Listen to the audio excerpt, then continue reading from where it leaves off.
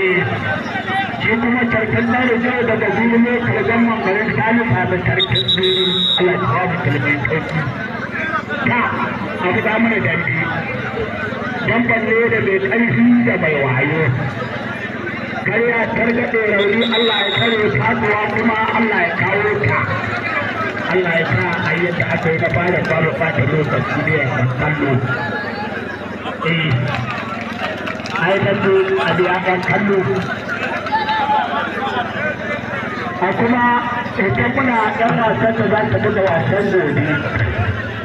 saboda kasance wannan wasan tun da har da an fara a dandun nahiya abinci gaba ne yanzu da an riga an fara yanzu duk nahiya ana yi duk nahiya ana yi aka yi karshen wannan dandun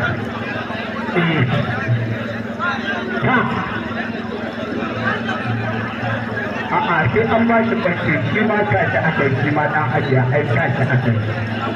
yanzu dai abin da muke jira ya zo daga manya yawa abin da muke jira ya zo daga manya da ya furta kuna cikin lalurar dambe ga damben nan ga damben nan an taka tsakanin autan fbx da sarkin dan rijau gadon bannan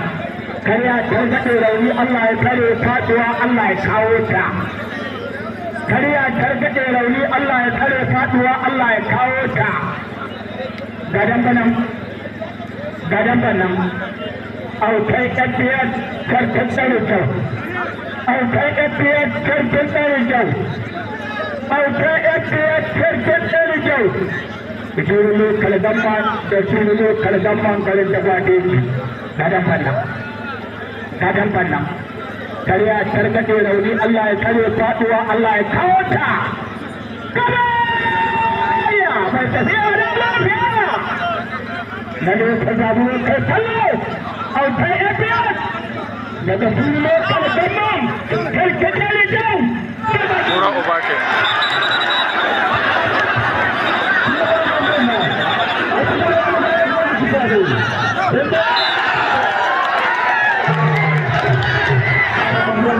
Autan fbx ya buge jarkin ɗan rijau.